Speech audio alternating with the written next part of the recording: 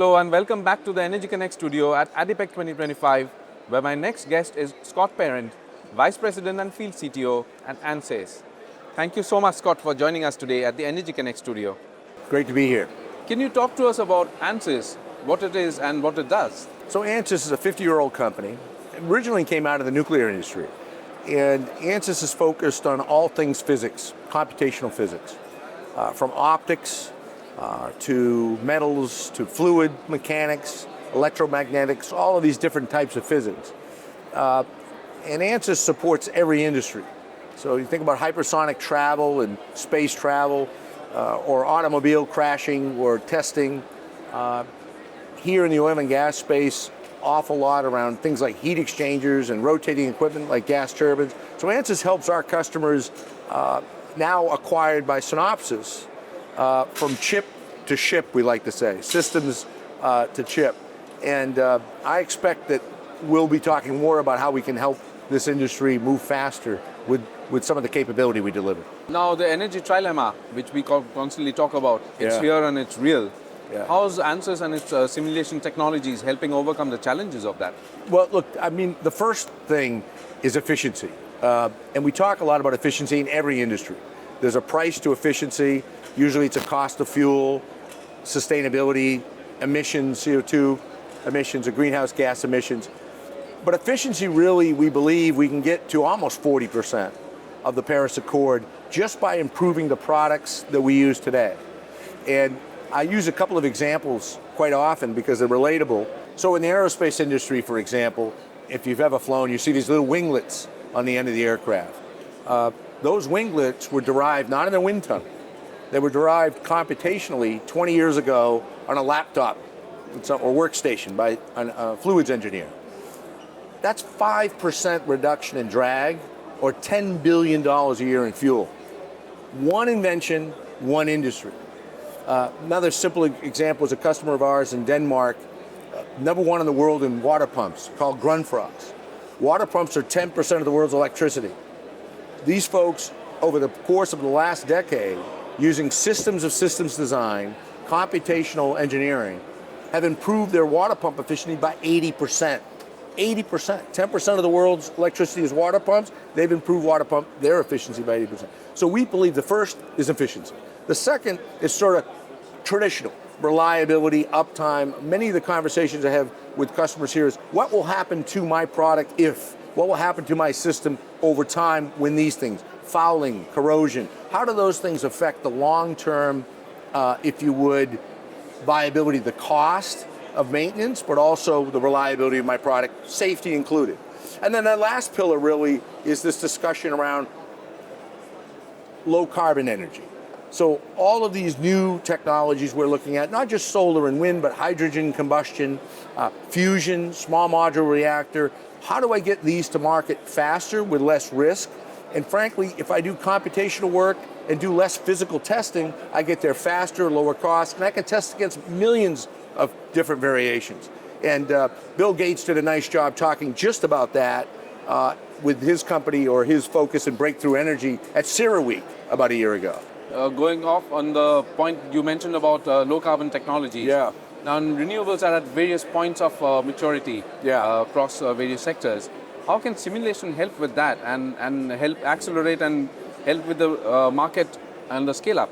Yeah, so that's a good question. So let's take one that is close to a lot of us here, and offshore wind, for example. You know, onshore wind, you would say, well, I'm just going to take that wind turbine and I'm going to move it offshore, all set. But in reality, the environment conditions are very hostile. We have issues not just with corrosion, but yaw, pitch, and roll. We have to secure these, and then we have to be able to maintain them out to sea. So the complications behind renewables in general, each one has their own play. Fusion power has got its own complications in plasma modeling, stability, and so forth. But then bringing all of these technologies together on the same grid becomes an integrated energy system challenge as well. And taking on from there, integration and storage, they've become the key challenges. Correct. How is ANSYS helping overcome these challenges for the industry? Sure, you know, it's interesting. One challenge begets another challenge. One solution creates another challenge, if you would. a couple of things we're doing there. Because we work almost with every producer of anything in engineering. I know that sounds like a big statement, but it's quite true. With tens of thousands of customers. So if you're in our customer pool and you're doing analysis at, let's say, a component or system level, and let's take a gas turbine in this case instead of a wind turbine, better understanding how that gas turbine is going to perform, not just over its life and on the grid, but as customers power it up and power it down to try to chase the electrons, if you would, or the spark spread on the grid based upon what's happening in the volatility of my wind, hydro, or solar, you see that the complicating of systems becomes the study that is required to not just make those components reliable, but to make the entire system work. Storage is a huge piece of that, whether it's storage of hydro dams with water behind them, or storage in a battery, or storage of pressurized gas in a cave somewhere. All of these different technologies still have to integrate into a system that is increasingly becoming more complex. So you have to have insight into not how each one is going to fail, but the steady state and transient behavior of all these different components as we strap them together into a system. Being able to model that in many different scenarios, quickly, inexpensively, yes, challenging, not simple, but certainly the reward and the feedback to the system is advanced enough that we can make better decisions, both in design and in operations.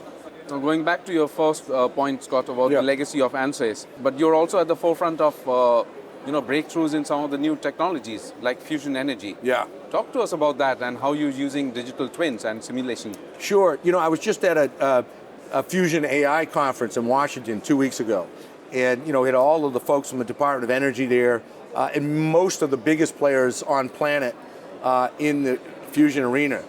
And one of the first projects that we're partnering with, General Atomics out on the West Coast, which also partners with ITAR in France and other companies around the world like Tokamak Energy, is to build a digital twin of the plasma blanket.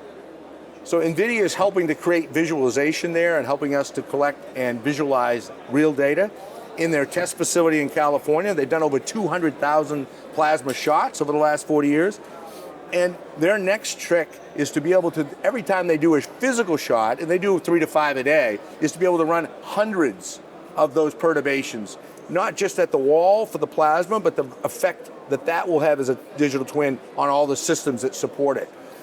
Exciting project. We're in early days, but we have encouraging partners, and we believe we can get there together. Scott, it's been such a pleasure talking to you, and thank you for your superb insights. Sure. Thank you for coming down to the Energy Connect studio. Sure. Love being at ADIPEC. This is a great venue. We get a chance to meet with all of our customers across the industry and collaborate in a level that, frankly, you can't do over the phone. So thank you for having us. Appreciate it. Absolutely, and wish you continued success here at ADIPEC. Thank you. Thanks for watching, and you can get more video interviews like this at energyconnects.com. Don't forget to follow us on social media, and I'll be back soon with another studio interview from ADIPEC 2025. Stay tuned.